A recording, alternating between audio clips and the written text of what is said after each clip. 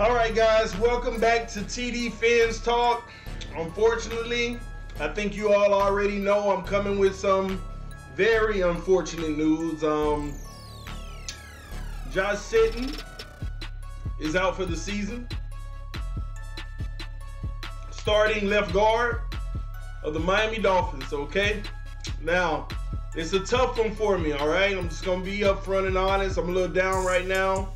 Now, I mean, let me back up for a second. I don't want y'all to really be worried too much, you know, and I'm going to talk about why in a second.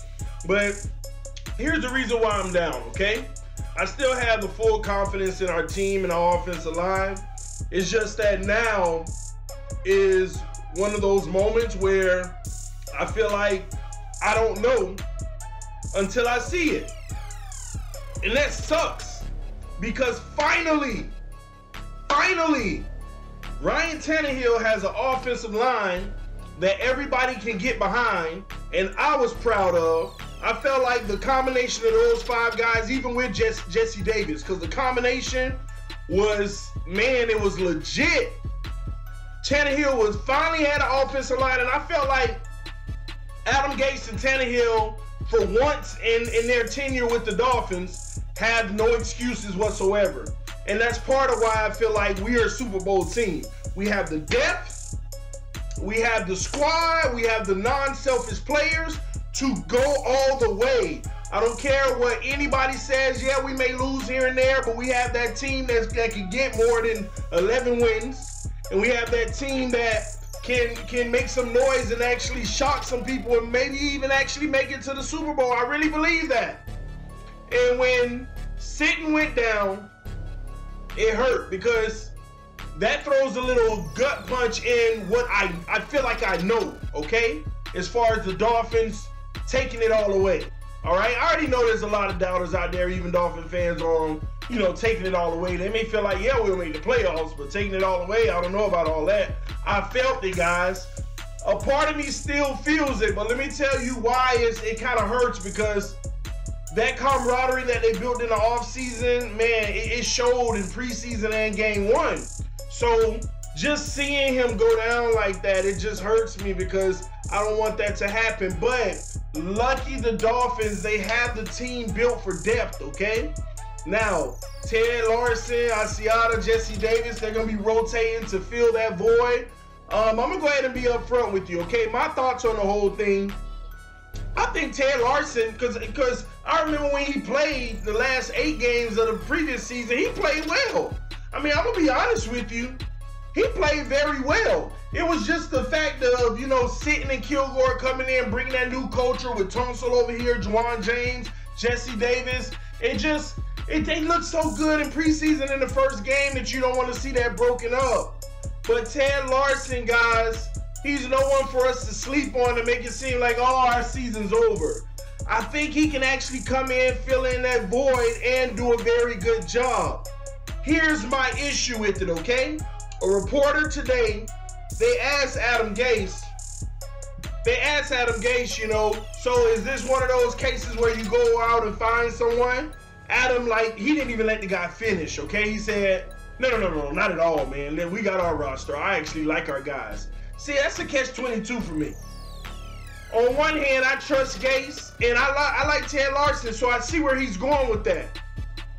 But on the other hand, it gives you a gut punch in your depth. What if another one of those guys go down? I know it's next man up, and that's what the 53-man roster is about. But man, what if another one of those guys go down, you know? So this is one of those moments where I don't think you can actually go out of free agency and get a big time player to make the team better. But not this team, because we have the right players. On a scale of 1 to 10 on a player ranking, we have a team full of 7s and 8s, and that's what you need to win it all. You don't need 5 or 6 guys at a 10 and then everybody at 5 and 6s. That's what the salary cap does to you. But for me, I think that this is an opportunity for Gase to actually get off of that actual opinion of we're good with who we got. Let's go with who we got. I think this is one of those moments where you use a second-round pick and go get a solid backup or a actual starter. Doesn't even have to be a superstar, and that's what I'm trying to say. But get another guard, man. Because we have the team. I mean, we had the draft picks are assets for the future, but this is one of those moments where I feel like our team is built to go so far that you should use a second round pick and go ahead and grab a starting, left guard. I really do believe that, but I'm going to trust in Gase because we don't know. And that's what I don't like going into this situation, the fact that we just don't know. We don't know. Ted Larson can come out there Sunday against the Jets and Tannehill don't get touched once. And we realize, yes, he picked up from where he left off last year with the 8 games where he played very well. It's still a blow by sitting, but at the end of the day, this is what I mean by we have depth. But we don't know. So, am I in panic mode? No. We're going to beat the Jets regardless. Am I in panic mode? Not at all. It just makes me nervous from a depth standpoint, guys. From a depth standpoint, if another one goes down, then we actually have some issues, okay? So that's why I kind of feel like maybe they should make sure and be surefire. Go out in that free agency and go find another guard, or use a second round draft pick and get you a real good one to come in. But hey, with this Adam Gase, in Adam Gase, I do trust. So we're gonna see how it turns out from there, guys. Outside of that, other news, Devontae Parker supposedly is back in action. He's supposed to be playing Sunday. I was one who said that Albert Wilson probably is taking his starting position. But Gase made it clear, hey, one of the reporters said, hey, is this going to mess up the playing time for guys? He said not at all, because we have unselfish guys. These guys know that if every play they go 100 on the field, they go all out on the field, the rotations will work itself out, because they're going to be tired from running routes at 100% speed, and they rotate each other out.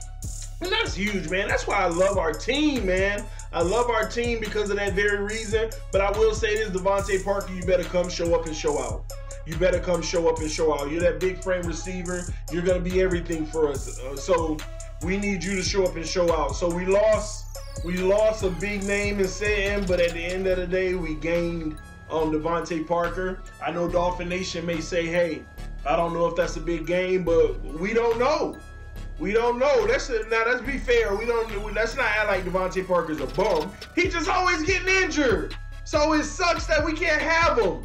So hopefully this is that moment where he comes out, put that work in, and earn his future with the Miami Dolphins. We shall see, y'all. I'm not too down right now. I just didn't like that, man, after the first game, Sitton's out, man. They've been playing so well, so we do have an unknown. We're about to find out Sunday. Prediction video coming tomorrow morning, guys. Look out for that. And I'll tell you straight out, you already know we're going to win, but I'm going to give you some detail on that, all right? But thanks for tuning in to TD Fans Talk. We continue to grow very, very, very fast. Guys, in the link below, I'm going to put my new single. It's a diss track towards the Jets. It's my new song that I went ahead and played around with and made for the Dolphin fans. Y'all check out that link. It's a diss track to the Jets, man. I think I did a little better than the first one on this one. Y'all let me know, all right? All right, thanks for tuning in to TD Fans Talk. I'm out, y'all. Love you guys. Peace.